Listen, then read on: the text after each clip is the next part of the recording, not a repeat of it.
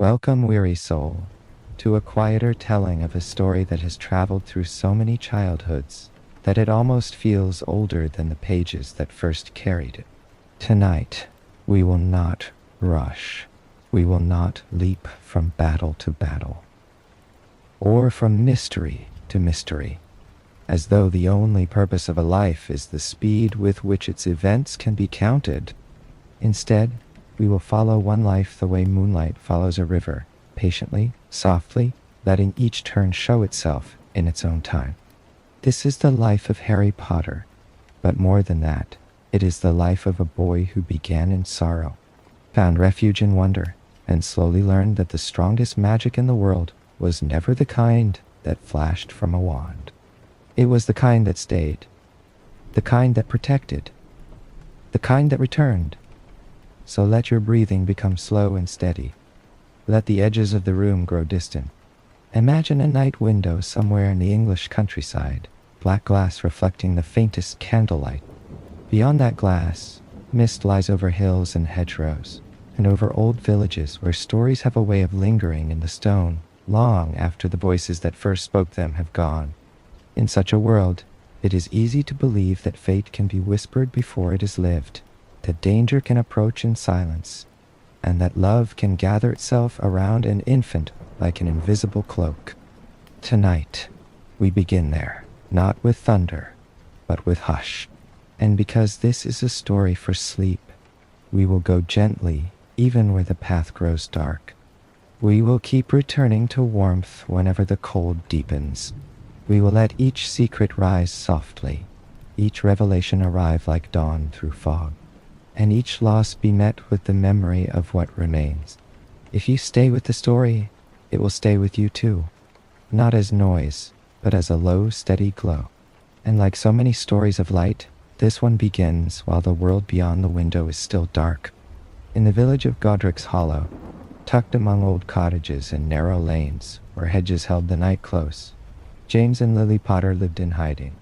Their house was small enough to seem harmless, warm enough to seem blessed, and watched over by enchantments strong enough to keep it from most eyes. Yet no charm, however old or clever, could fully quiet the knowledge that lived inside its walls. There was a war outside.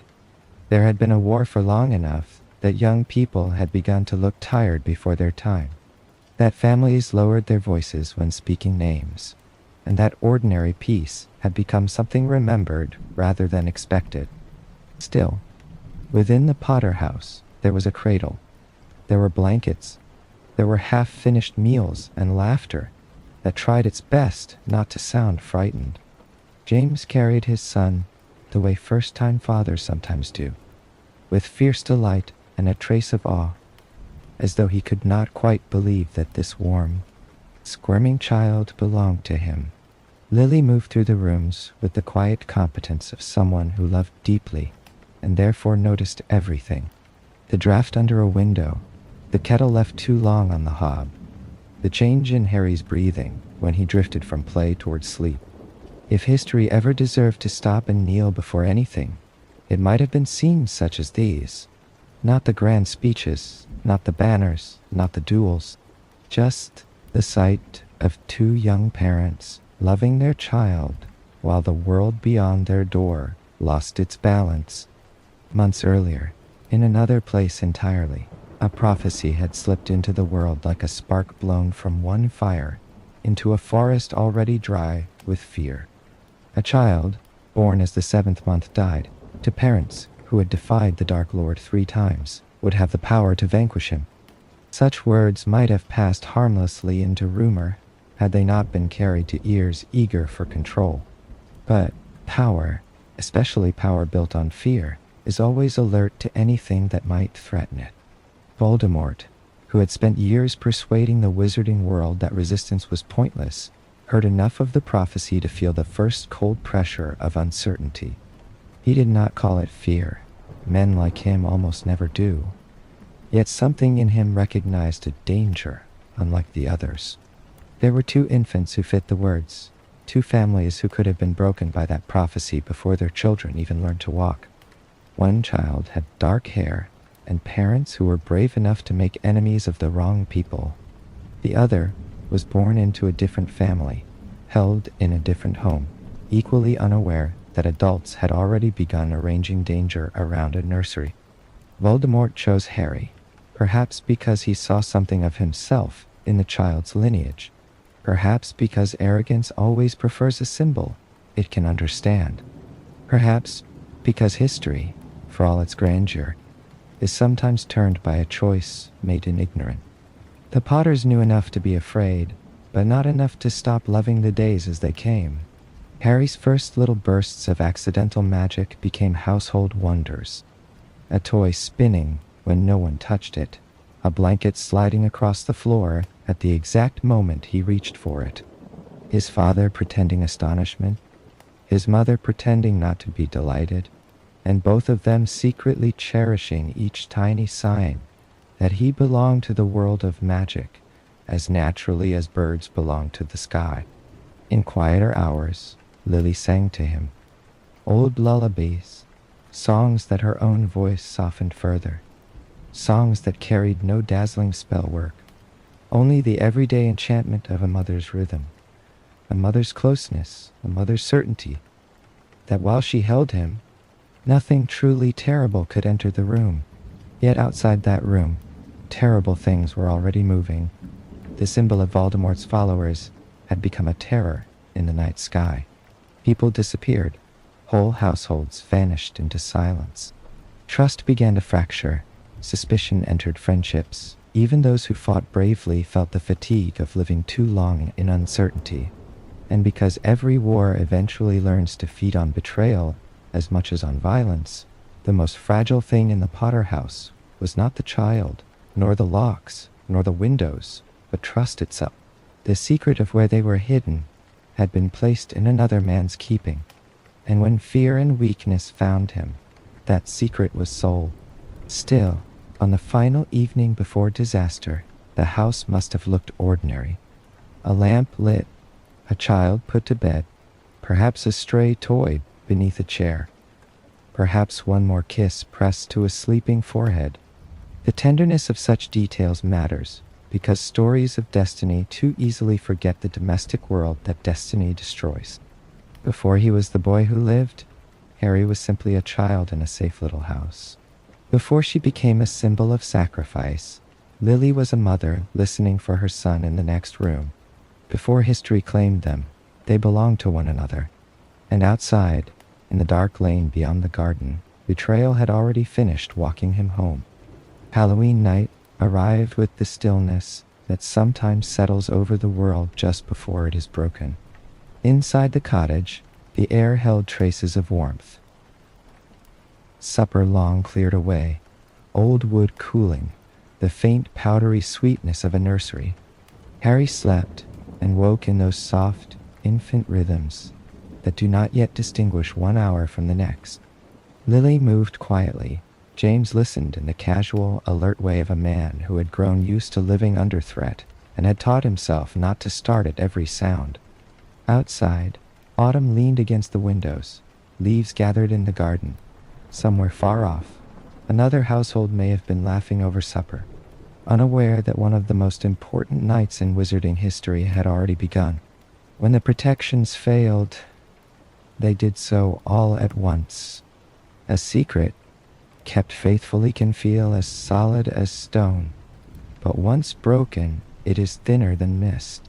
Voldemort crossed the boundary of the house with the cold certainty of someone who expected obedience from the world itself.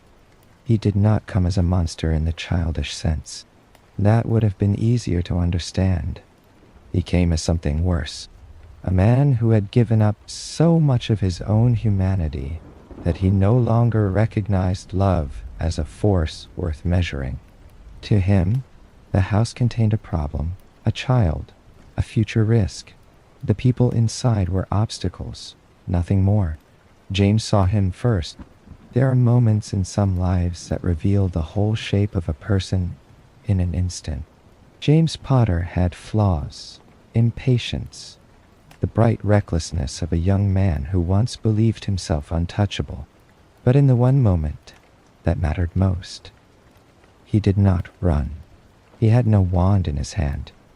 He had almost no chance, but he stood where standing might buy a few seconds, and for a father with a wife and child upstairs, a few seconds can feel like all the gold in the world. The curse that struck him was green and final. One heartbeat he was alive.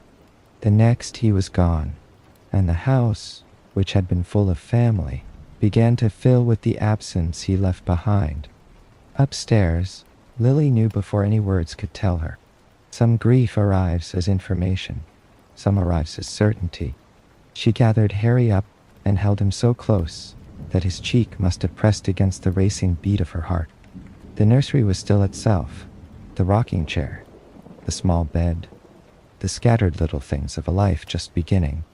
How often tragedy enters a room that still looks innocent.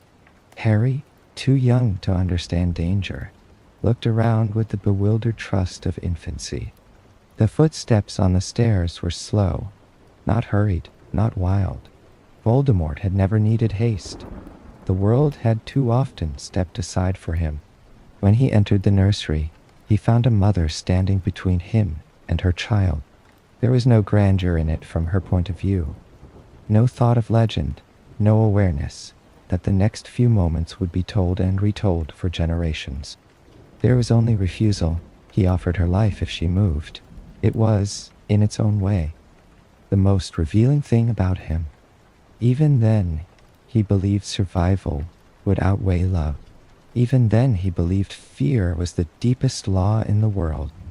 Lily begged, but not for herself. She offered herself, but not as bargain.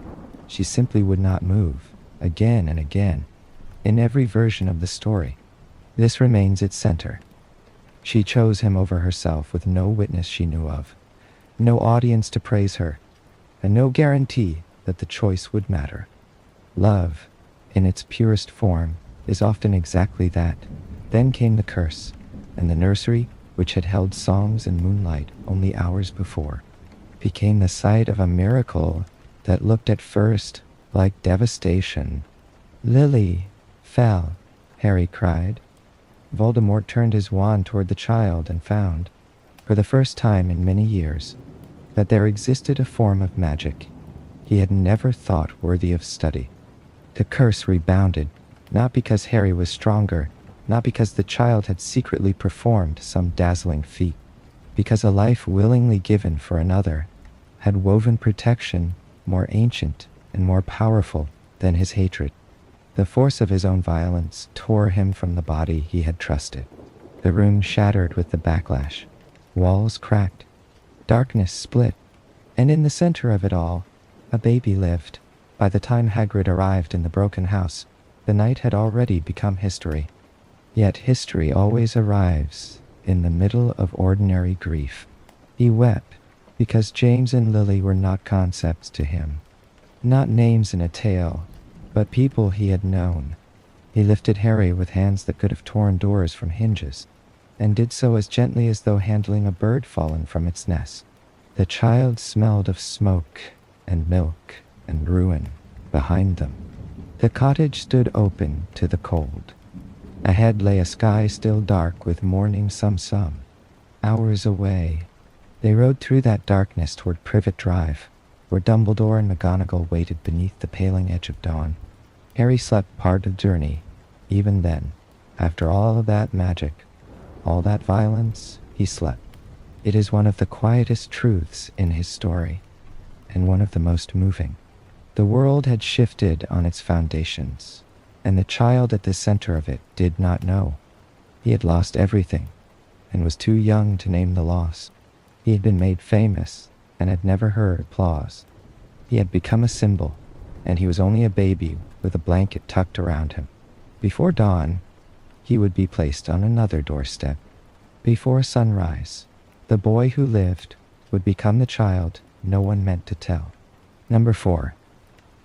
Privet Drive looked exactly like the sort of place where nothing strange ought ever to happen. Its lawns were trimmed with quiet pride. Its curtains sat precisely where they should. Its windows held the early light in a way that suggested order was not merely preferred there, but worship. To leave a magical child on such a doorstep was almost absurd, except that the decision was not made for comfort. It was made for protection. Petunia Dursley, Lily's sister, carried the same bloodline that ancient magic could still recognize. So long as Harry could call that house home, some part of his mother's sacrifice would continue to shelter him. Safety, in this case, would wear an ugly face and speak in ordinary tones. Dumbledore left him there in a basket, with a letter explaining what could never truly be explained in a single page. Hagrid withdrew reluctantly.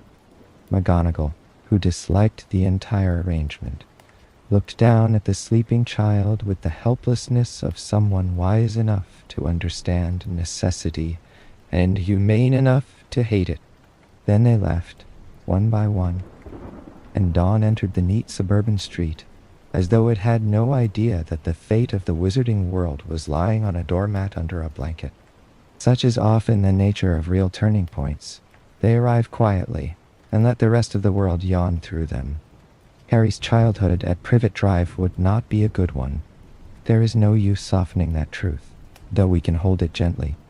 He grew in a house where affection was withheld, as though it might contaminate the furniture. His aunt resented the very fact of his existence, because he reflected the sister she had envied and lost. His uncle treated anything magical as offensive by principle, and Harry himself as a burden by habit. Dudley, spoiled into meanness, learned early that cruelty is easiest when it is performed in chorus.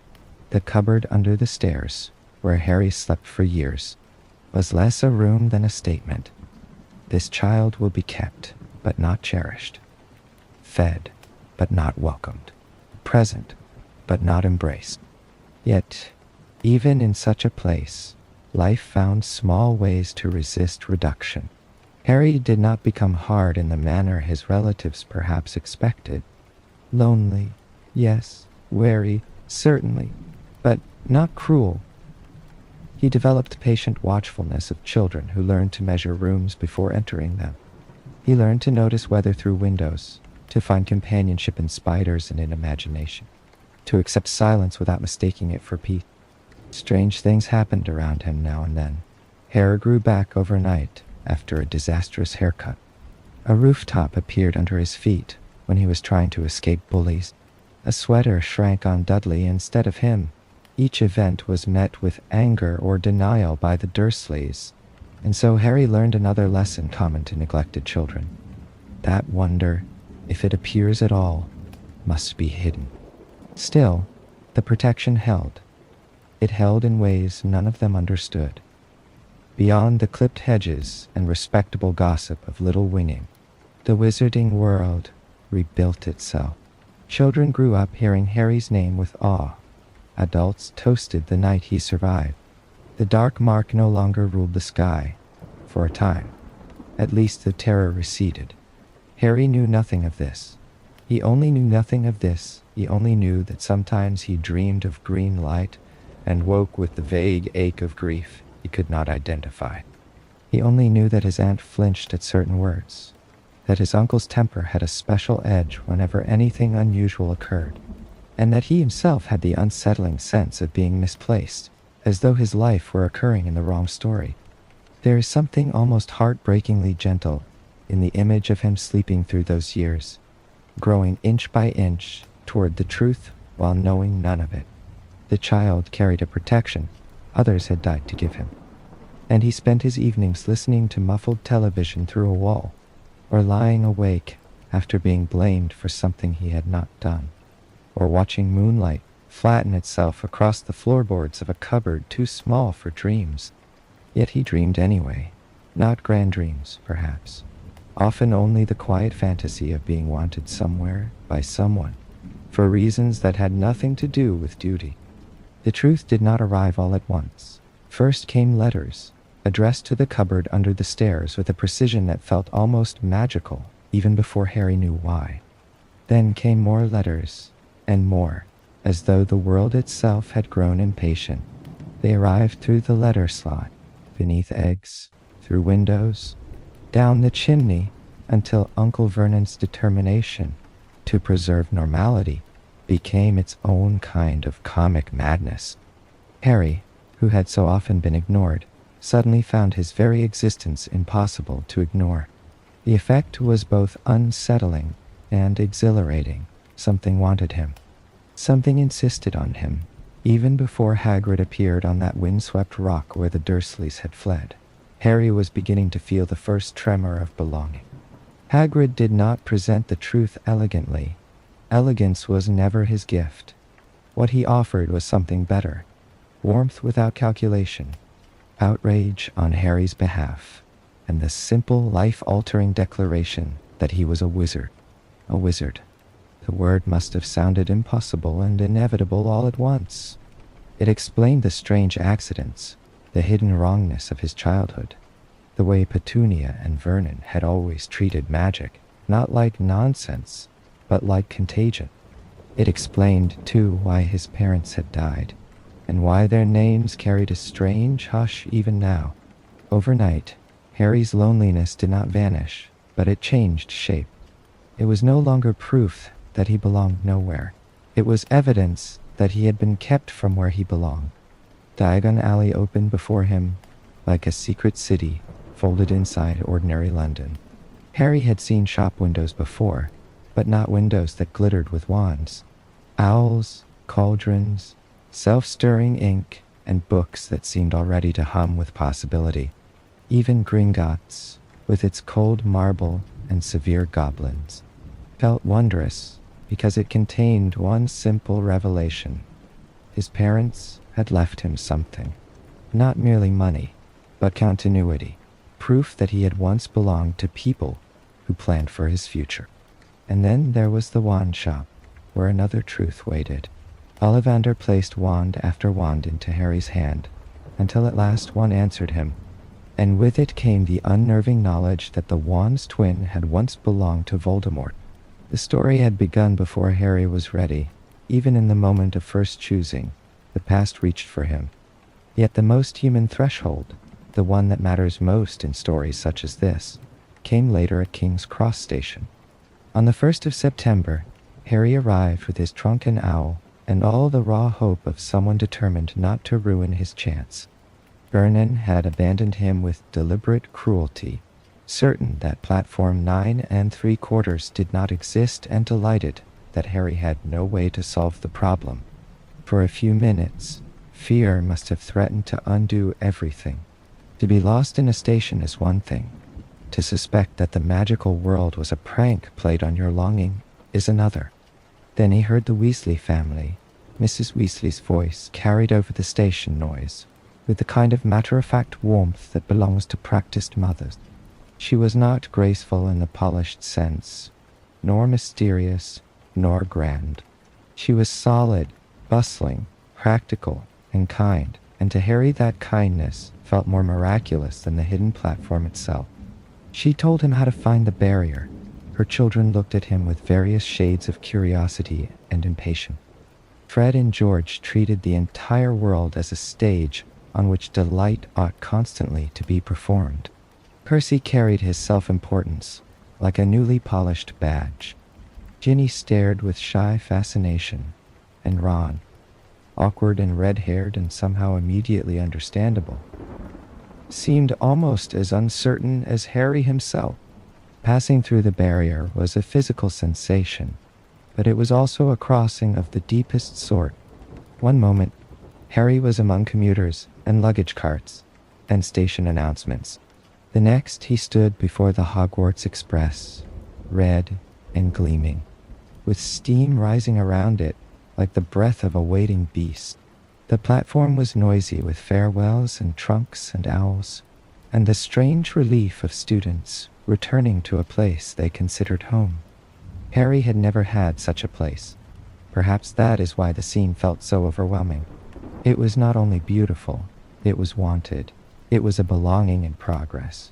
Finding an empty compartment, he sat with Hedwig near the window and tried to make himself small, as children often do when they are not yet sure they deserve their own good fortune. Then Ron appeared in the doorway, asking with shy politeness if the seat was taken, and the story quietly offered Harry one of its greatest gifts. Friendship in sleep stories should not arrive with too much fanfare. It should feel inevitable only in retrospect. Ron, with his hand-me-down robes and open face, was not impressive in the way some boys tried to be. He was nervous, hungry, funny, and immediate. With him, Harry did not have to perform ignorance or hide it. He could simply ask what Bertie Bott's every flavor beans were, and receive an answer colored by experience rather than superiority. The train carried them north through a changing landscape, and into one of the richest forms of comfort the story ever gives: conversation without fear. They shared sweets, they laughed. Hermione arrived all bright competence and bushy certainty, already carrying whole libraries in her head. Neville appeared in distress about his lost toad. Draco Malfoy entered with the polished cruelty of someone raised to mistake status for substance. By the time afternoon shaded toward evening, Harry had already begun to understand the world he was entering. Not in rules or history, but in people, in who comforted, in who sneered, in who stayed. And that mattered more when the castle finally rose against the darkening sky. Lit from within and reflected in black water, it did not merely impress him. It recognized a hunger he had carried for years. Here was scale without coldness, grandeur without exclusion, mystery with room inside it. As the little boats crossed the lake and the first years looked up in wonder, Harry felt a sensation more powerful than excitement. It was the beginning of homecoming, though he would need years to understand that word completely. For now, it was enough that the train had carried him out of one life and toward another, and that somewhere between sweets, questions, and the steady rocking of the carriage, loneliness had shifted from certainty into memory. Inside Hogwarts, wonder was organized into architecture. The Great Hall seemed less built and enchanted into existence by someone who believed awe was a practical necessity for children beginning new lives. Candles floated overhead. The night sky shone from the ceiling in impossible fidelity. The longhouse, tables stretched beneath that constellated height like promises laid out in wood and gold. Harry had never entered a room designed to make him feel small in a comforting way. At Privet Drive, smallness meant humiliation. Here it meant perspective. He was one new student among many. And somehow, that ordinary fact was a relief. Professor McGonagall explained the house system with stern calm, while first years trembled in their robes, and tried not to imagine being judged too harshly by whatever ancient magic awaited them. Harry, who had spent his whole life being sorted by other people into categories he had never chosen, dreaded the ceremony more than he expected. What if the school recognized something wrong in him? What if he was placed apart from Ron, who in the span of a train journey had become the first friend Harry could remember making without fear? Even wonder leaves room for anxiety. In fact, true wonder almost always does, because it asks us to stand on thresholds where we cannot yet see who we will become. Then the Sorting Hat was placed on his head, and the room vanished into an intimate voice speaking directly inside his thoughts.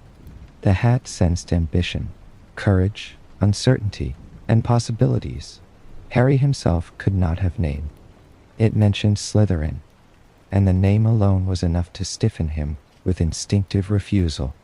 Not Slytherin, he thought. Not there. It was one of the first times in his life he was asked what he wanted in a matter that shaped his future. The hat listened. When it shouted Gryffindor, the hall erupted in applause, and Harry felt a weight leave him so suddenly that it was almost lightheadedness.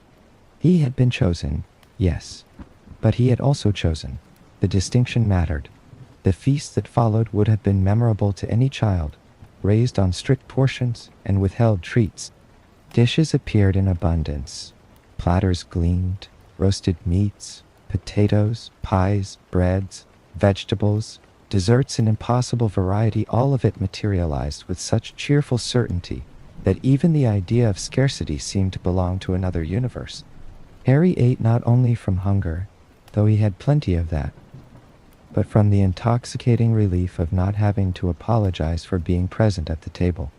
Around him, older students talked over one another. Ghosts drifted through the aisles with the mild absent-mindedness of people long accustomed to eternity. And the school settled around him not as institution, but as atmosphere. The journey to Gryffindor Tower deepened that feeling. The moving staircases, whispering portraits, suits of armor, hidden turns, and changing corridors did not make the castle feel unsafe to Harry. Oddly, they made it feel alive. Private houses insist on fixed rules. Living castles can afford surprises. The fat lady admitted them past her portrait, and the common room opened in scarlet warmth, all squashy chairs, books, lamps, and firelight. It was not his room. Not exactly. Not yet, but it belonged to the sort of life in which a boy might curl up by the hearth and be ignored only because he was comfortable, not because he was unwanted. His dormitory was perhaps the gentlest revelation of all. 5 beds with hangings, trunks, windows, space, simple things. But to Harry they felt extravagant. He no longer had to make himself fit into a cupboard. He did not have to hide evidence of his life. His belongings could exist in the open. Hedwig had a place near the bed. Ron was nearby. Neville muttered in sleep. Seamus and Dean talked with the unsteady excitement of boys trying to appear far less overwhelmed than they were. It was noisy in the small ways shared life often is, and every bit of it was dearer than silence. In the days that followed, the rhythm of Hogwarts made itself known. Classes rose and fell like tides. Owls crossed the sky above the grounds. The library kept its own hush. The ground stretched out toward lake and forest and distant hills. Harry learned names, staircases, passwords, timetables. He learned that Hermione could correct nearly anyone, and often did. He learned that Ron was loyal, even before he knew what to do with his own courage. He learned that teachers could be eccentric, brilliant, infuriating, or unexpectedly kind. Most important, he learned that magical life was not made only of dramatic events. It was made of breakfasts, homework, laughter, candlelight, and conversations in corridors. This, too, is one of the mints of sleep content. The world feels worth inhabiting, not because it is constantly exciting, but because it is richly livable. By the time sleep came that first week, Hogwarts had already done its quiet work. It had begun to repair what neglect had damaged, not fully, not all at once, but enough that Harry could drift off in a real bed. In a tower above torchlit corridors, knowing that tomorrow would not begin with shouting from below or a cupboard door being yanked open.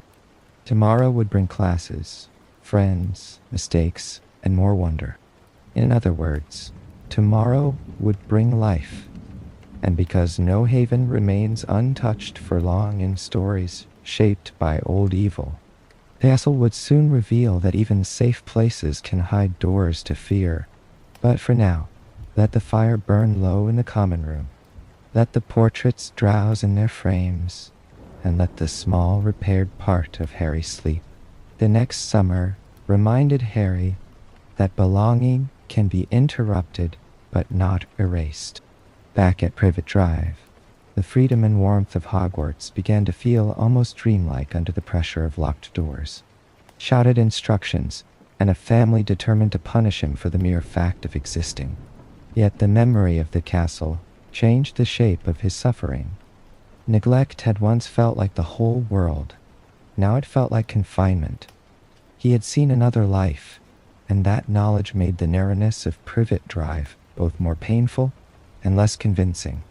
Somewhere, letters ought to have come. Somewhere. Ron and Hermione should have written. The silence weighed on him. And because loneliness is easiest to manipulate when it has already been sharpened, that was when Dobby appeared.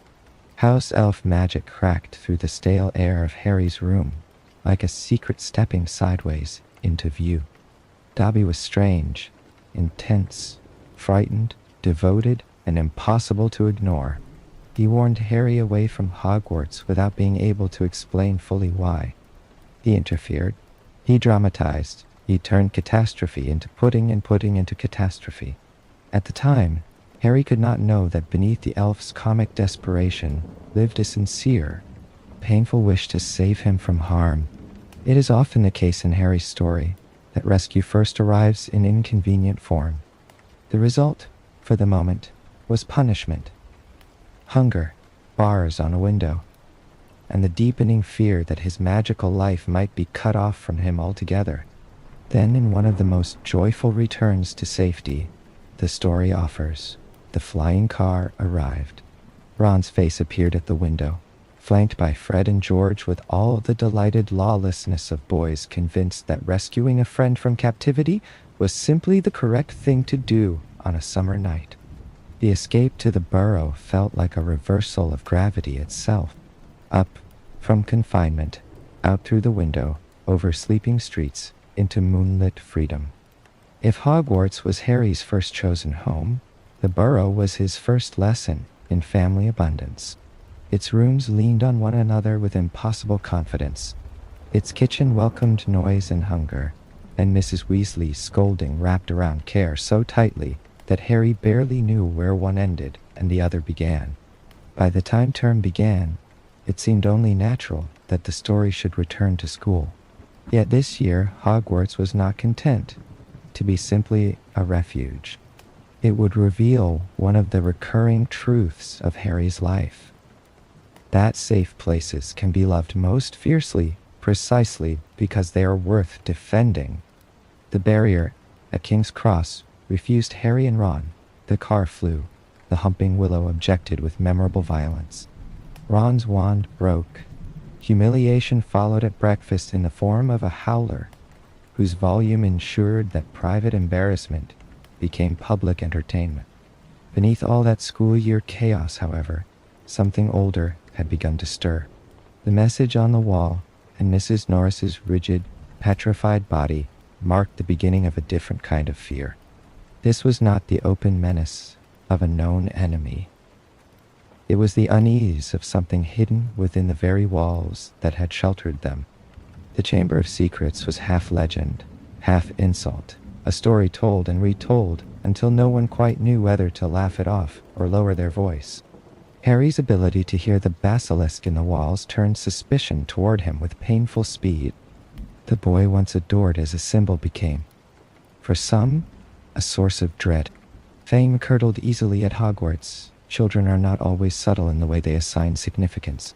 When Hermione was petrified, the trio's sense of invincibility cracked. Her absence changed the texture of the year, yet even in stillness she managed to help, leaving behind the clue that named the basilisk and transformed scattered terror into a shape that could be confronted. It is fitting that Hermione's intelligence would continue speaking for her when she could not.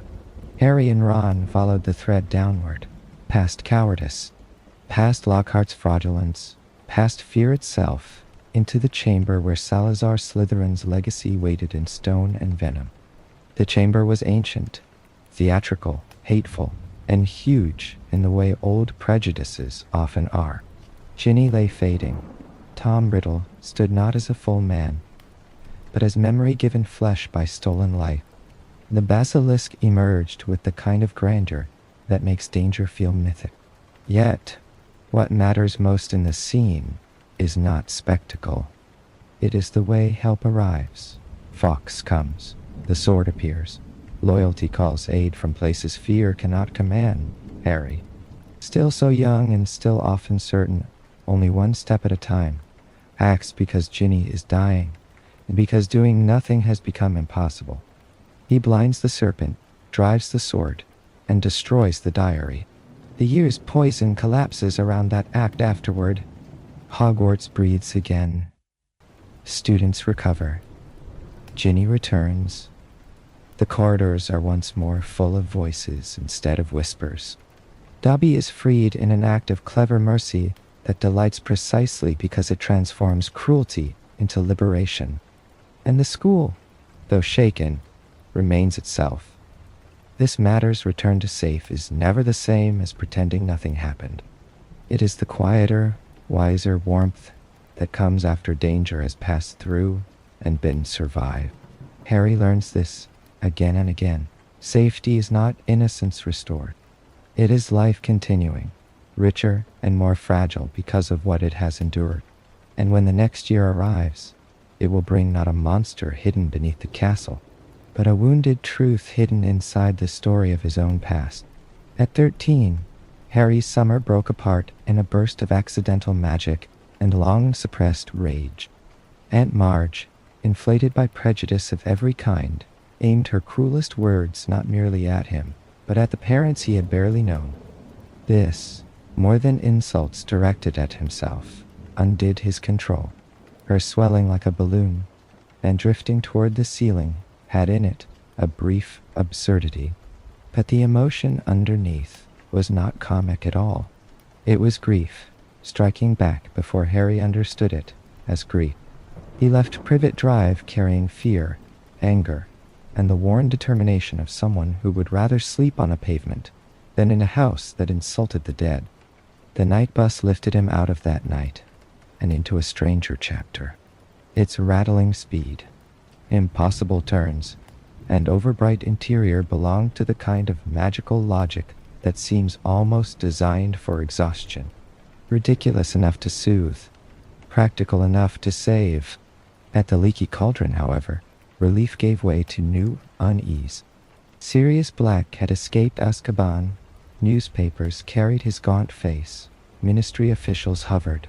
Adult voices lowered whenever Harry drew near. The story told to him was simple and horrifying. Sirius had betrayed his parents, murdered his friend Peter Pettigrew, and come now to finish what Voldemort had begun. Harry received this tale as children often receive partial truths from adults with no easy way to test it except by feeling it. And what he felt was the cold, raw desire to understand. That year introduced the Dementors, and with them, a new texture of fear. The castle had previously hidden danger in walls or diary pages. The Dementors brought danger as atmosphere, as cold itself, as the stripping away of hope from the air. Their first appearance on the Hogwarts Express sent Harry crashing into memories too early and too terrible to be entirely his own.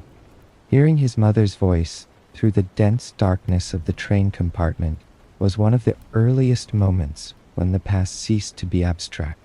It was not just that his parents had died. It was that their dying lived somewhere inside him, waiting to be forced back into sound. Against that cold stood Remus Lupin, one of the gentlest adults Harry would ever know.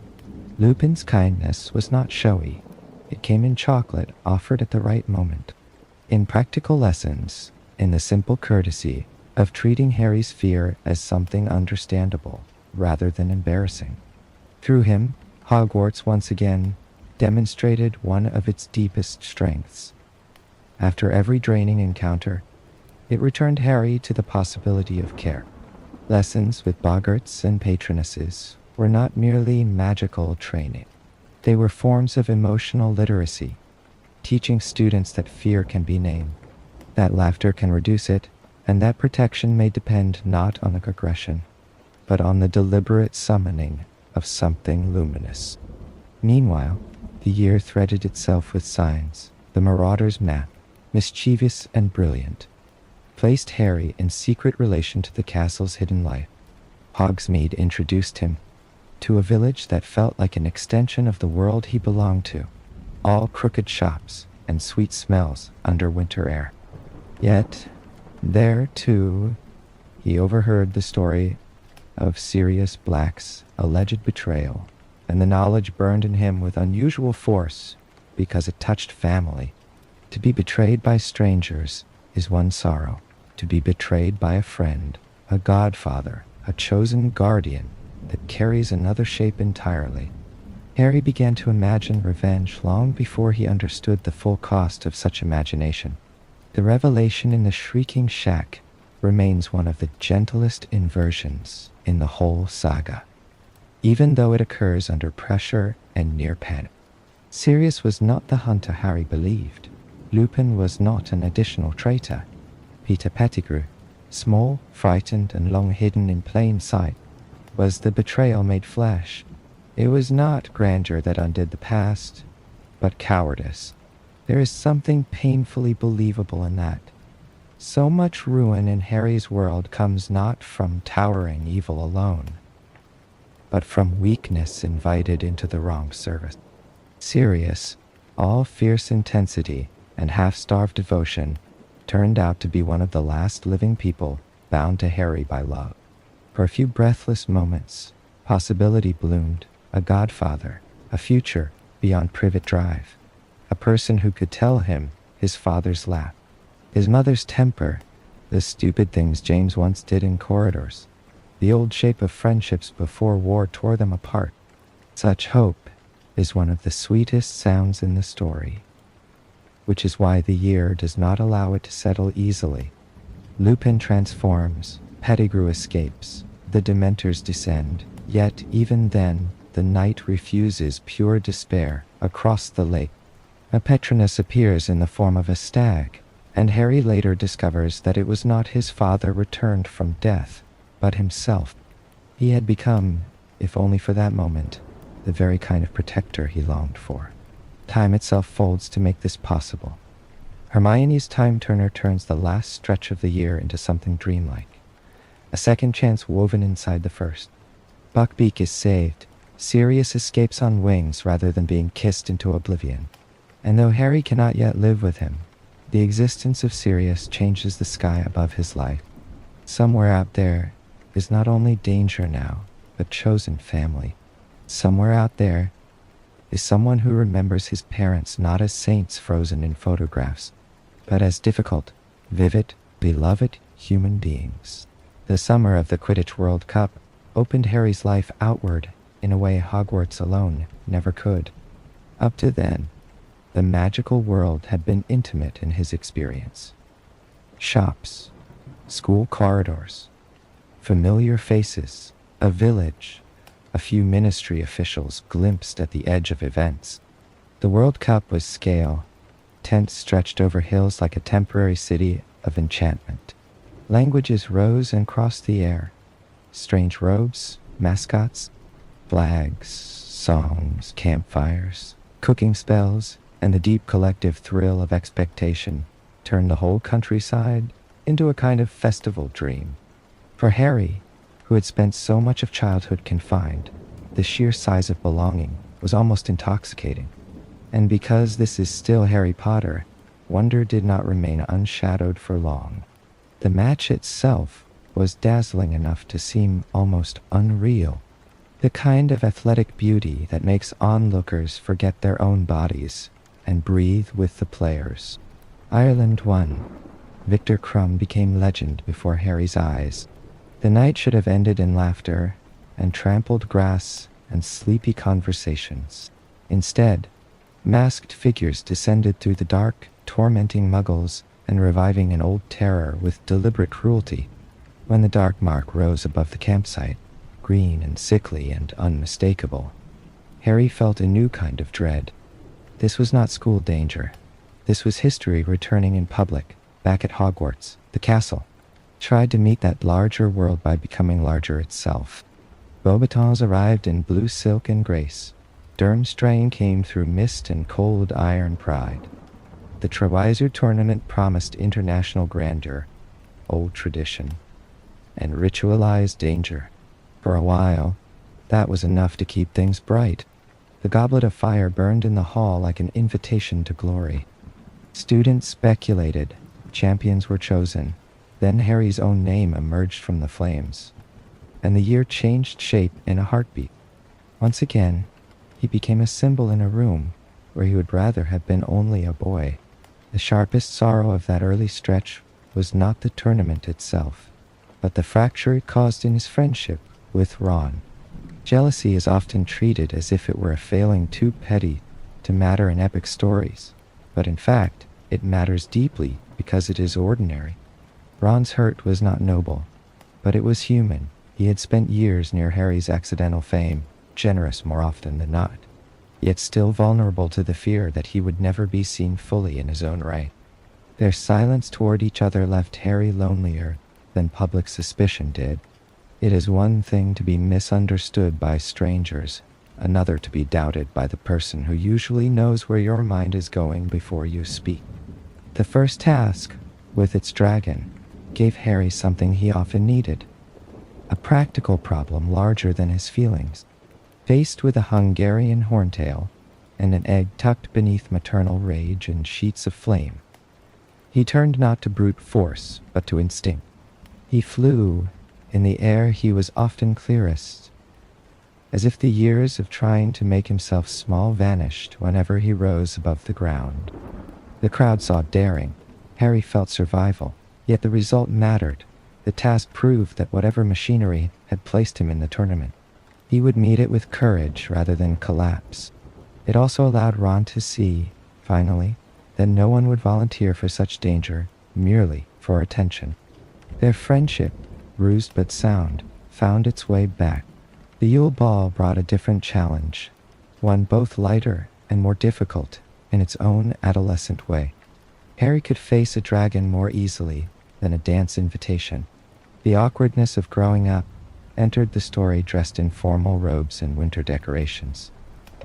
And for a little while the castle tried to be a palace rather than a fortress.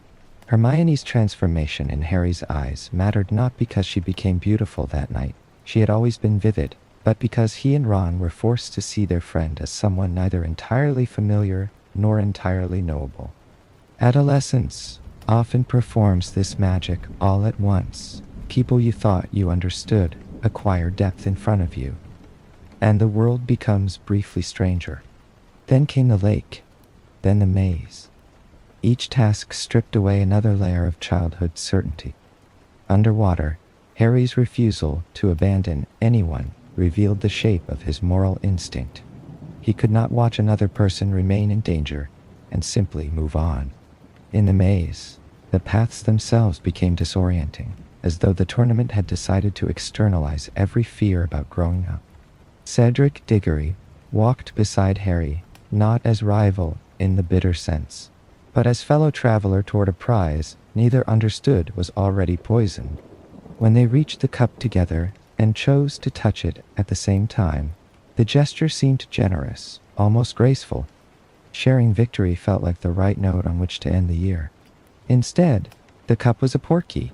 The graveyard received them in silence. Cedric died so quickly that shock scarcely had time to become grief before the ritual began.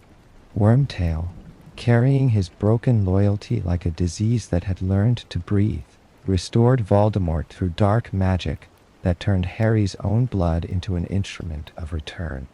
This is the point at which the story leaves schoolboy proportions entirely. Voldemort rose again, not as rumor, memory, or whispered possibility, but in flesh. Around him gathered the Death Eaters, some eager, some afraid, all bound by the mark of what they had chosen long ago. The duel that followed was both unequal and intimate. Harry stood in a graveyard before the man who had shaped his life since infancy, and what saved him was not superior power, but an accident of wand lore, then the visible return of those Voldemort had killed. Cedric, Frank Bryce, Bertha Jorkins, his parents, their presence did not erase terror. It steadied him through it, and that is the emotional pattern the story keeps teaching. When Harry reaches the darkest point, he is not abandoned there. Love returns, memory returns, the dead, in one form or another, keep finding ways to stand between him and annihilation. The summer after the graveyard was heavy with a silence that felt less like absence than pressure. Harry knew what he had seen. He knew what had returned, yet at Privet Drive the world behaved as though nothing had changed, except the atmosphere around him, which had grown taut with fear and secrecy. The Dursleys sensed danger without understanding its shape, and their resentment sharpened accordingly. More painful still was the lack of news from the people Harry trusted most.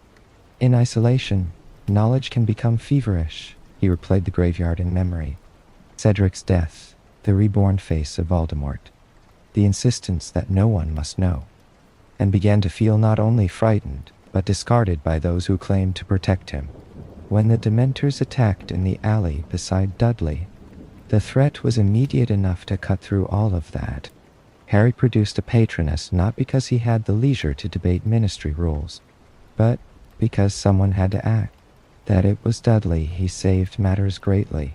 Harry's instinct was protective even toward those who had not earned kindness from him. The aftermath, however, revealed how eager the ministry was to use procedure as a weapon. Expulsion loomed. Official letters arrived thick with accusation. Rescue came not in the form of comforting explanations, but in the order and watchfulness of the advance guard, who carried Harry by broom through the night to Grimmauld Place.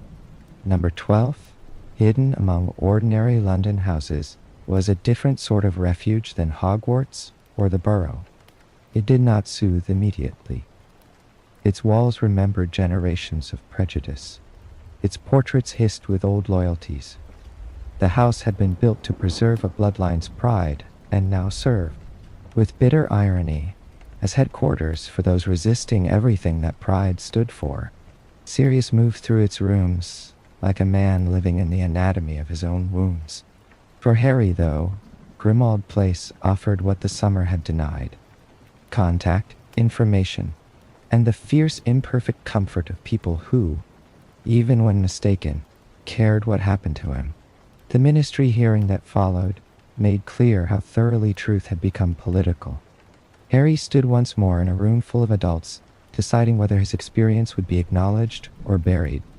Fudge's hostility was fueled not only by fear of Voldemort, but by fear of losing control over the story. Dumbledore, who had kept Harry painfully distant for reasons he did not yet understand, appeared to defend him with calm precision. The acquittal spared Harry his education, but it did not restore trust. If anything, it prepared the way for a subtler assault: the insertion of Dolores Umbridge into Hogwarts. Umbridge arrived in pink wool and syrupy manners, and somehow that made her cruelty feel even colder. Under her rule, classrooms became places of denial rather than preparation. The truth of Voldemort's return was treated as indecency. Punishment became intimate and theatrical. With the blood quill, she tried to make pain itself repeat a lie. Yet, even while she narrowed the school with rules and fear, she could not extinguish what Hogwarts had already given its student: memory, loyalty, and the instinct to gather when darkness grows official. So the room of requirement became a quieter answer. Behind a hidden door, frightened students arrived in twos and threes and found one another by candlelight. Neville grew steadier. Luna remained luminous in her strangeness. Hermione brought order. Harry taught them not as a hero delivering speeches, but as someone who had seen danger and wanted the people beside him to be ready for it. In that room, practice felt like comfort. Spells became confidence. Fear became fellowship. Between those meetings, the year remained difficult. Cho carried her own grief. The school strained under surveillance. Harry's dreams grew stranger and more invasive as the link with Voldemort deepened. The vision of Arthur Weasley being attacked led to a successful rescue, proving that the connection could reveal truth. That success made the later false vision involving Sirius all the more devastating, because grief and love were used against Harry with exquisite accuracy. He was not reckless from indifference. He was reckless from attachment. He could not imagine remaining still while someone he loved suffered. Voldemort understood this. The flight to the Ministry on the Strahls gave the final stretch of the year a dreamlike solemnity. These creatures, visible only to those who had seen death, carried Harry and his friends through the night toward consequences none of them fully grasped. In the Department of Mysteries, rooms of time, thought, and prophecy turned the Ministry itself into a maze of abstractions made dangerous. Then the Death Eaters appeared, and abstraction became battle. Harry's friends fought with courage far beyond their years. The order arrived. Sirius appeared. For a few moments, rescue and disaster moved side by side. Sirius's death through the veil lands, not as spectacle, but as theft. Harry had only just begun to imagine a future in which chosen family might become daily reality. That possibility vanished in an instant. Grief drove him hard enough toward Bellatrix that he came close to becoming something darker than himself. Yet even here the story returns to its deepest law. Voldemort, attempting to possess Harry, could not bear the force of love and grief intertwined within him. Pain became protection. In Dumbledore's office afterward, the prophecy was finally revealed. One must kill the other, for neither can live while the other survives. A burden this vast would have crushed many adults. Harry received it at 15. Harry's 6th year began with an unfamiliar sensation, Dumbledore choosing to involve him directly. The old headmaster arrived at Privet Drive not like a rescuer from a fairy tale, but like someone finally prepared to stop withholding the shape of the road ahead. Together they visited Horace Slughorn, whose vanity, comfort, and selective affection made him an odd but revealing addition to Hogwarts. Slughorn liked talent, promise, and famous names, and Harry, to his discomfort, possessed at least 2 of those. Yet Harry's real education that year would not happen at Slughorn's dinner parties or in the ordinary timetable. It would happen in private evenings, with Dumbledore, descending through memories into the making of Voldemort. The school itself still offered pockets of ease. Quidditch mattered again.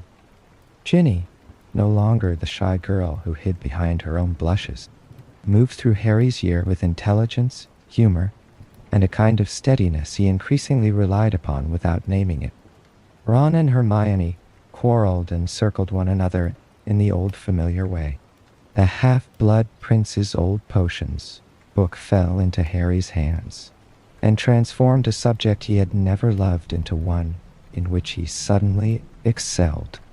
These lighter strands are important because the year's central revelations about Horcruxes and soul fracture could easily become too dense. Instead, they are threaded through school life, through friendship, through romance, beginning to breathe. Dumbledore's memories of Tom Riddle did not present evil as a grand abstract force. They showed it as a boy becoming a man without ever learning the ordinary grammar of tenderness. A brilliant child in an orphanage, already collecting trophies from the frightened. A student at Hogwarts, handsome and persuasive, using charm as instrument rather than offering. A young wizard asking about Horcruxes, not with horror, but with technical interest, as if the soul were a thing to be cut and stored, like a set of valuables. Harry began to understand that Voldemort's power had been built not merely on aggression, but on refusal. Refusal of dependence, of remorse, of vulnerability, of love. He had tried to become unbreakable, and in doing so, had shattered himself deliberately. At the same time, danger moved nearer in smaller, more intimate forms. Katie Bell touched a cursed necklace. Ron drank poisoned mead. Draco Malfoy, no longer just schoolyard arrogance in motion, seemed frayed by dread and secret purpose. Harry's suspicion of him deepened, not because Draco had become more hateful, but because fear had begun to hollow him out. Here again the story becomes richer than simple rivalry. A child raised on blood supremacy had grown to a frightened boy under impossible orders. That did not excuse what he attempted, but it changed the emotional color of the conflict. Harry was right to watch him. He was also, though he did not yet know it, watching another victim of Voldemort's logic of inheritance. The true memory Slughorn withheld became the hinge of the year. Harry had to win it not by force, but through patience, emotional tact, and finally liquid luck that let the night arrange itself around opportunity. In that memory, young Tom Riddle asked whether splitting the soul into 7 might be possible. The answer made the shape of the war clearer and more terrible at once. Voldemort had not simply survived through singular dark skill. He had anchored himself through multiple Horcruxes pieces of self hidden in objects chosen for symbolism and pride. To defeat him, one would have to hunt not only the man, but the fragments of what he had done to himself. The task ahead widened and sharpened. Even so, Hogwarts did not surrender its warmth. Harry and Ginny finally crossed the invisible line that had been slowly dissolving between them. Their kiss after the Quidditch win carried the force of public certainty and private relief all at once. For a brief interval, life felt almost generous. Harry was loved openly. He was learning what he needed to learn. The castle still held candlelight, common rooms, meals, and familiar voices. This is exactly why the later fall hurts as it does. Sleep stories use sweetness not as decoration, but as the foundation that makes loss meaningful. The cave excursion with Dumbledore stripped everything back to essentials. Teacher and student, darkness, water, inferi beneath the surface, and a locket protected by a potion designed to torture the mind. Harry had to force Dumbledore to drink what was harming him because Dumbledore asked it of him. There is a terrible maturity in that moment. To obey compassionately when compassion seems to require causing pain. The real lesson of the cave is not only that Voldemort hid his soul carefully, it is that the effort to undo evil may demand acts that feel unbearable even when they are necessary. Harry leaves the cave altered, not only by fear, but by responsibility, and then they return to a castle already under attack.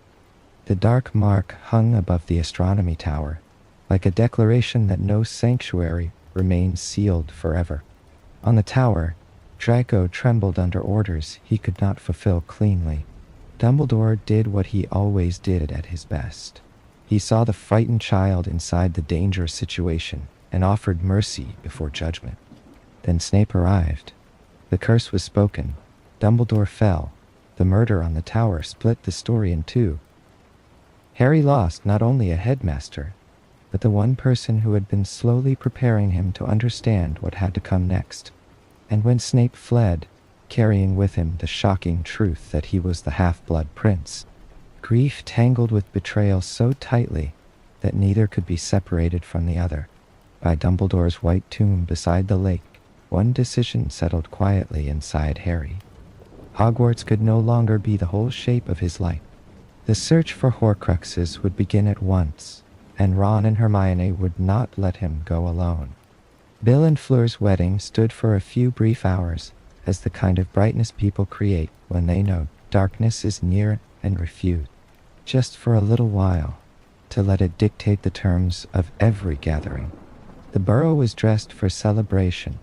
Lantern light hung over grass. Familiar faces moved between tables. Music and nerves shared the same air.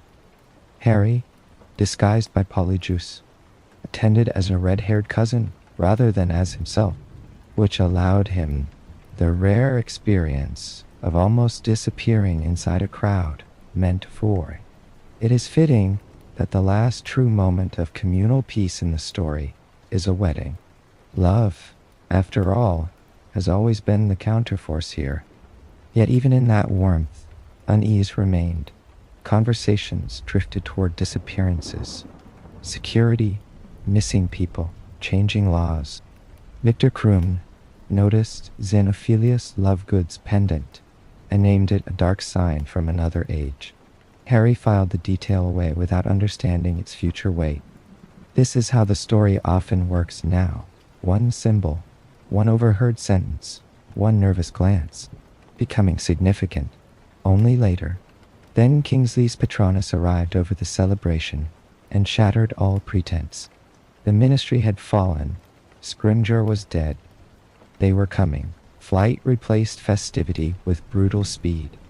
Harry, Ron, and Hermione disapparated into London, carrying little beyond what they had prepared for in theory, but had not yet had to feel in practice. The city, with its cafes and pavement and ordinary evening life, seemed almost offensively normal. Yet in a Tottenham Court Road cafe, they fought Death Eaters for the first time as fugitives rather than students. The victory was clumsy, frightened, real. Afterward came the grim clarity that childhood supports had collapsed. The ministry could no longer protect them. The law no longer meant safety. Their names had become dangers to those who spoke them aloud. Grimmauld Place, reclaimed under desperate circumstances, offered the next return to safe. Its rooms were still unpleasant in their own ancestral way, but safety rarely arrives in perfect packaging. There they began to understand that Regulus Black, dismissed for years as a minor shadow in a dark family, had once tried to oppose Voldemort from within. Creature's memory of that effort transformed the initials, RAB, from irritation into grief and respect. Harry's kindness toward the house elf altered the atmosphere of the place more effectively than any spell. Another quiet law of the series revealed itself. Homes respond to love even when built for colder purposes. Planning the ministry infiltration gave structure to fear. Hermione prepared with formidable precision. Ron joked when he could. Harry carried the weight of being both target and purpose. The mission itself exposed how quickly institutions rot once cruelty learns to speak in the language of law. Propaganda lined the walls. Muggle-born witches and wizards were tried like contaminants. Dolores Umbridge, hideous in self-satisfaction, wore the locket Horcrux near her throat, as if evil had found its perfect bureaucratic jewel box. Stealing it was not elegant. Rescuing prisoners made the escape messier, louder, more human. But success in this world rarely belongs to the pristine. It belongs to the people who act when perfection is no longer available. When they emerged into the uncertain open country, carrying the locket, the emotional tone of the story shifted again. The trio were no longer moving from clue to clue inside sheltered structures. They were wandering, camping, hiding, listening to the radio for fragments of truth, wearing one of Voldemort's soul pieces around their necks, in turn, because no one had yet found a way to destroy it. This is where the middle of the script must soften, rather than harden. The plot is still moving, but the texture becomes wind in trees, damp grass under canvas, small meals, whispered strategy, and long periods of not knowing. The mints of sleep content lie here too. Repetition, wandering, companionship under strain, little domestic acts performed in the shadow of catastrophe. Their exile was not dramatic every hour. Often it was merely tiring. Hermione's bag yielded what comfort it could. Ron worried about his family. Harry worried about everyone. The locket fed on each insecurity with patient malice. Yet, each evening still asked to be survived in practical terms. Setting camp, casting protections, sharing food, deciding who would keep watch. In that daily repetition, the story found another truth. Heroism at war is not always battle. Sometimes it is the refusal to stop boiling water, folding blankets, and tending the ordinary needs of people you love, while terror tries to define the whole world. Still, strain accumulated, and because the next chapter must deepen before it heals, that strain will soon break one member of the trio away from the others. The road ahead leads into winter, into silence, into Godric's Hollow, and into the kind of loneliness that makes reunion feel almost like grace. Winter thinned their patience before it deepened their wisdom. Days blurred into forest paths, tent canvas, the metallic taste of fear, and the gnawing question of whether they were moving toward anything at all. Ron's injury, the lack of news, the locket's poison, and the simple exhaustion of carrying dread for too many hours in too little sleep all combined into something ugly and recognizably human. It is important that this stretch not be written as non-stop despair. There were still small mercies. Hermione reading by lamplight, the radio hissing out names of the missing and the brave. Harry watching snow gather on the tent and thinking, with a strange ache, of Hogwarts at Christmas. Yet the pressure remained. Ron's departure hurts because it is both understandable and terrible. He did not leave because he stopped loving Harry or Hermione. He left because fear, jealousy, pain, and the locket found the weakest places in him and turned them against everything he valued most. The words he spoke before disapparating cut deeply precisely because they grew from old insecurities, not invented malice. After he vanished, the tent felt larger and emptier at the same time. Harry and Hermione went on, but they went on in a hush that was not peace. Some friendships can survive silence. Some silences reveal how much sound had been doing the work of love. The journey to Godric's Hollow on Christmas Eve gave grief a landscape. Snow lay over the village with that particular English quietness that makes churchyards seem both intimate and infinite. Harry visited his parents' graves not as symbol or chosen one, but as son. The inscription on the stone, the cold air, the simple fact of standing where they lay all brought his story back to its first wound. Nearby stood the remains of the Potter cottage, preserved in memory and ruin by those who could not forget what happened there. To see it was to feel the strange dislocation of knowing that one's life began in it, a house one cannot remember and has spent years grieving without ever having entered consciously. Bathilda Bagshot's home offered not answers but a trap. Nagini, wearing the shell of an old woman, turned the scene from eerie to monstrous. Yet even there, the story's emotional center was not horror itself. It was the violent closeness of Harry's connection to Voldemort.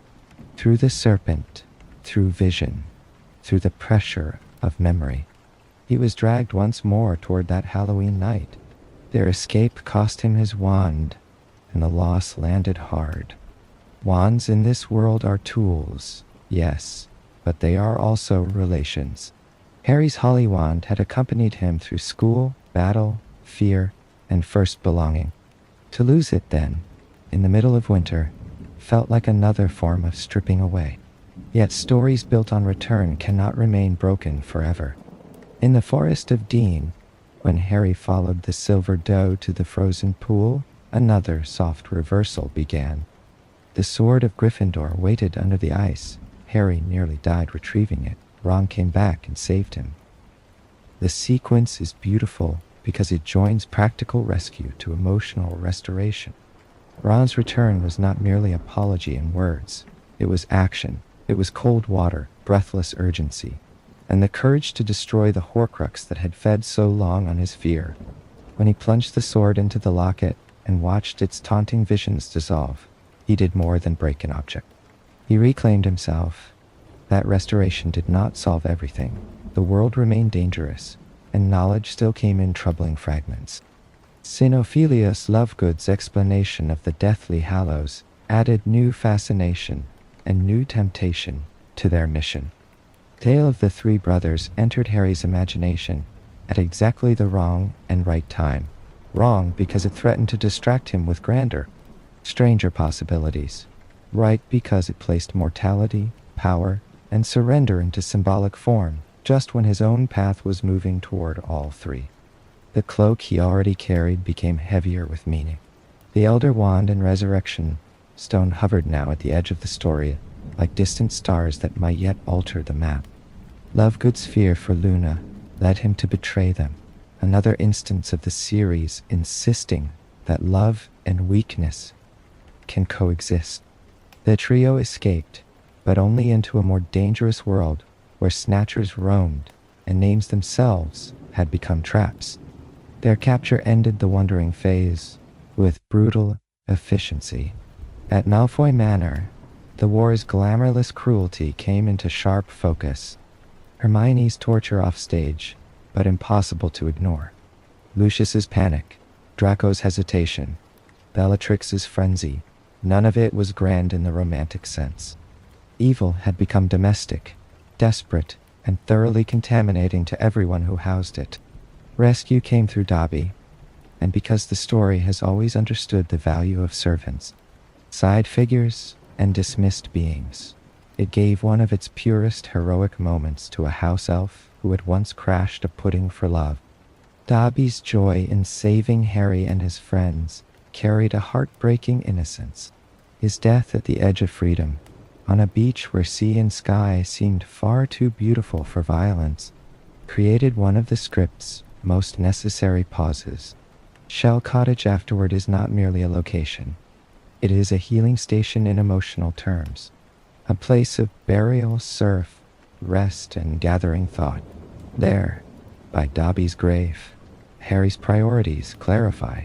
He chooses Horcruxes over Hallows, duty over temptation, and the next stage of the story sharpens into view. One piece of Voldemort's soul lies in Bellatrix's vault. A dragon waits below the bank, and the path which has wandered so long through woods and ruins is preparing to bend back toward the school that first taught Harry what home felt like. The break-in at Gringotts felt less like a caper than like necessity wearing the mask of audacity. With Polyjuice Potion, borrowed courage, and a goblin ally whose values did not fully align with theirs, Harry, Ron, and Hermione entered the bank that Wizarding Britain liked to imagine as unbreachable. Beneath the marble and protocol lay old enchantments, multiplying treasures, and a dragon kept blind and brutalized in the dark to guard what others called wealth. Bellatrix's vault yielded not only gold, but the cup of Helga Hufflepuff, and with it the electrifying certainty that they were still on the right path. Their escape on the dragon's back belongs to the story's strange category of exhausted wonder. The creature burst upward out of its prison and into open sky with the same desperate relief the trio themselves must have felt. Wind, altitude, stolen fire, and sunlight over water gave the moment a grandeur almost fierce enough to count as joy. Yet, even as they clung to the dragon and then dropped into the lake below, Harry's scar seared with new urgency. Voldemort understood now that his Horcruxes were under attack. In that sharpened connection, Harry saw the final direction clearly. One more Horcrux remained, and it was at Hogwarts. The return to Hogsmeade was swift and dangerous. The village, once associated with sweets, snow, and stolen weekends, had become occupied territory. Caterwauling charms shrieked at their arrival. Death Eaters closed in. Rescue came through Aberforth Dumbledore, a man bitter with history, yet still capable of doing what was needed when it mattered. Through him the trio passed back into Hogwarts by way of a tunnel, and in that passage the whole saga seemed to tighten around itself. The school they had left behind as students was waiting now as battlefield, sanctuary, memory palace, and final proving ground.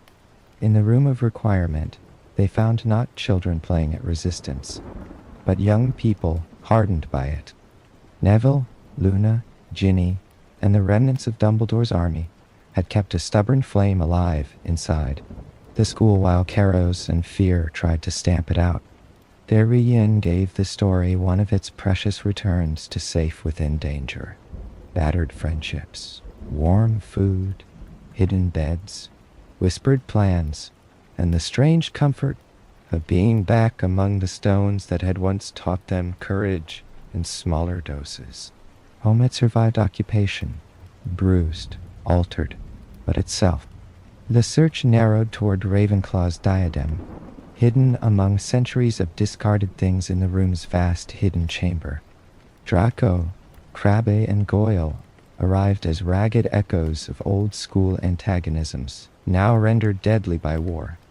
Fiendfire, unleashed by stupidity and malice together, turned the room into a furnace of collapsing memory. Harry still chose to save Draco.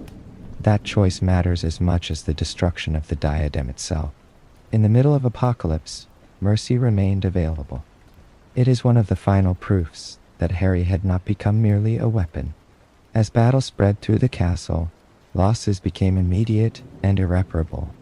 Fred's death struck the Weasley family like a silence where laughter had once lived. Corridors filled with the wounded, the grieving, the still defiant. Hogwarts, in all its beloved detail, had become a place where every stair and archway might witness the end of someone's world. Yet there was no time to stand still inside mourning. Harry followed the last thread into the shrieking shack, where he saw Voldemort murder Snape under the mistaken belief that killing him would secure mastery of the Elder Wand. What Snape gave Harry as he died was not a defense or an excuse, but memory. And inside those memories lay the deepest correction of all. Lily's green eyes reflected in a lonely boy who had loved her badly, painfully, and for life. A double existence built on remorse, and the final unbearable truth that Harry himself carried a fragment of Voldemort's soul. The last Horcrux was not hidden in a relic or vault. It lived in him at once. The pattern of the whole story changed. There would be no clever destruction from a distance. The final task was not to find the place of sacrifice, but to walk into it. When Harry turned away from the castle and toward the Forbidden Forest, the movement was simple. No fanfare, no audience he invited. The noise of war carried behind him while ahead lay trees, darkness, and a death he now understood he must accept. Yet, because the story never leaves him unaided at the edge, the resurrection stone opened the company of the dead once more. His parents, Sirius, Lupin figures of love rather than spectacle walked beside him. And with them near, the path into the forest became not easier, but bearable. Voldemort waited in the forest clearing, surrounded by followers who mistook fear for loyalty. Harry stepped toward him without raising his wand. That, more than any duel, may be the story's most radical act. He did not surrender because he had become passive. He surrendered because he finally understood the shape of the trap that had enclosed his whole life. If the fragment of Voldemort's soul inside him lived, Voldemort could not fully die. So Harry offered himself as the place where the circle would break. The killing curse struck him in green light once more, and the world fell away. What followed belonged less to ordinary reason than to the language of dream. A bright, still place, a station-like in-between, Dumbledore waiting without hurry. There Harry came to understand that when Voldemort had taken his blood years earlier, he had also tied Harry to life while destroying the fragment of soul lodged within him. The choice before him was gentle in wording and immense in consequence: remain or return. Harry chose to return, because love had trained his heart toward the living for too long to let it do otherwise. He awoke in the forest and remained still. Narcissa Malfoy bent over him, learned he lived, and lied for the sake of her son. Once again, a parent's love undid one of Voldemort's plans. Carried back toward Hogwarts as proof of victory, Harry passed through the wreckage of battle without revealing himself. The defender's grief was raw enough to shake the air.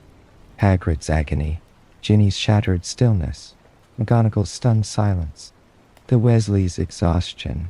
These responses mattered because they testified to what Harry's life had become in others. He had spent years resisting symbolism, yet in that moment, the image of his body in Hagrid's arms held the whole war in miniature. Voldemort mistook visible despair for actual surrender. He announced triumph. He demanded submission, and Neville Longbottom, once awkward, forgetful, and frightened, answered with one of the purest acts of courage in the story. From the Sorting Hat came Gryffindor's sword, and with it, Neville severed Nagini's head. The final external Horcrux was gone. Voldemort, even before he understood it, had been reduced to what he had always feared becoming: mortal. Battle erupted again, but the final confrontation between Harry and Voldemort was not truly about force. It was about knowledge, loyalty, and the old blindness that had undone the Dark Lord from the beginning. In the Great Hall, before witnesses and ruin and dawn, Harry explained what Voldemort had never been able to understand. Snape had not mastered the Elder Wand by killing Dumbledore. Draco had disarmed Dumbledore. Harry had disarmed Draco. The wand's loyalty, like so many of the most important things in this story, had followed relationship rather than intention. Voldemort had treated power as object. Harry had lived long enough among sacrifice and choice to understand that power in this world was relational, not merely possessive. Even then, Harry offered him something extraordinary, a chance to feel remorse. It was not sentimental. It was a final acknowledgement that redemption remains imaginable until the last chosen refusal. Voldemort could not accept it. He cast the killing curse once more. Harry answered with Expelliarmus. The Elder Wand refused to kill its true master. The curse rebounded, and the body of Tom Riddle fell to the floor as human bodies always do, without ceremony, without immortality, without the myth he had spent a lifetime trying to build around himself. After that, silence came almost like weather clearing. Not joy first, silence, then breath, then the slow, disbelieving shift, as survivors realized the war had ended, not in abstract victory, but in actual continuation. People still stood, friends still found one another. The castle, broken and smoke-streaked and full of the dead, remained standing. Harry was alive. More importantly, he was alive without carrying Voldemort inside him. The oldest burden of his life had lifted. Mourning over Hogwarts after the battle did not feel victorious at first. It felt quiet. Light fell across shattered stone, smoke-blackened walls, abandoned wands, and the bodies of those who would never rise again. Fred, Lupin, Tonks, Colin Creevey, Dobby already buried by the sea, Hedwig gone before that, Snape difficult even in memory. The dead did not form a neat procession of noble losses. They formed the cost, and the living, standing among that cost, had to learn the strange truth that relief and grief can enter the body together and remain there side by side. Healing began, as it usually does, in plain acts rather than dramatic one. The wounded were tended, families found one another, or learned they could not. The great hall became a place not of feasting, but of witness. In those hours, the shape of peace was still too new to trust. Yet everyone present understood something crucial. Voldemort had not merely been defeated as an enemy. The world he wanted had been refused. Not perfectly, not forever, but decisively enough that children would grow up under a different sky. Harry himself did not become simple after the battle, and no honest story would pretend otherwise. He had survived, but survival is not the same as ease. There would be dreams, memory, guilt, and the long effort of learning how to live when one is no longer being hunted toward a single terrible purpose.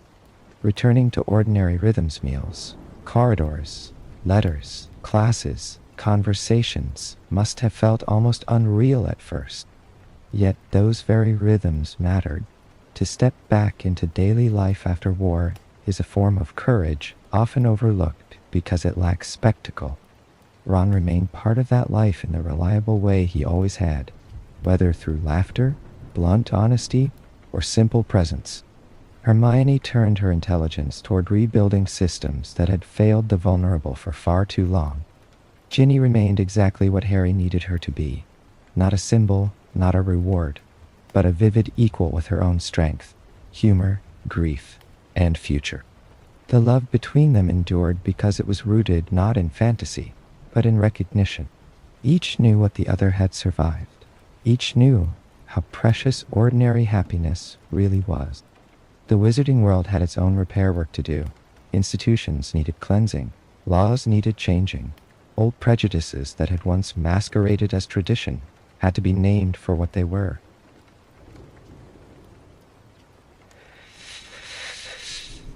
Harry entered the Auror office not because conflict delighted him, but because he understood what happens when dark thinking seeps into ordinary power and goes unchallenged. He was suited to the work less by brilliance than by hard-earned clarity. He recognized fear in others quickly. He knew how manipulation worked. He had seen what bravery looked like in people with little power, and what cowardice looked like in people with much. As the years moved on, the epic tones of Harry's youth softened into quieter music. Marriage, work, shared meals, visits from old friends, children whose names carried memory forward.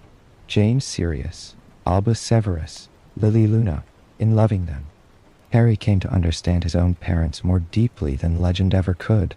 He knew now what it meant to stand over a sleeping child and hope the world would remain gentle until morning. Memory changed shape with time. Sirius remained not only the man lost through the veil, but the godfather who laughed and believed Harry worthy of love. Lupin became more than a teacher. He became proof that gentleness can survive suffering. Fred lived wherever laughter arrived in the middle of sorrow, and refused to apologize. Dumbledore stayed as brilliance mixed with secrecy and care. Snape remained the hardest memory to hold, and perhaps therefore one of the most important. Through him, Harry learned that courage may emerge from damage, and that redemption rarely arrives in the tidy forms people prefer. If there is a final return to safety in Harry's life, it is not a place but a condition of the heart. The ability to inhabit peace without waiting every second for it to explode. That takes time. It may take years, but one imagines evenings when the children are asleep, when the house is dim and warm, when Ginny moves through the kitchen, and some small domestic sound anchors the hour, and Harry looks around with the startled gratitude of someone who has known cupboards and graveyards both. In that moment, legend falls away. He is not the boy who lived, not the chosen one, only a man at home, and so the story does not end with a slammed door, but with a lamp left low. Somewhere beyond the pages, children sleep upstairs, friends still write, the castle keeps its towers against the night, and the world still asks for kindness in ordinary forms. Harry leaves a quieter promise. Light can be chosen again and again, until choosing it begins to feel like home.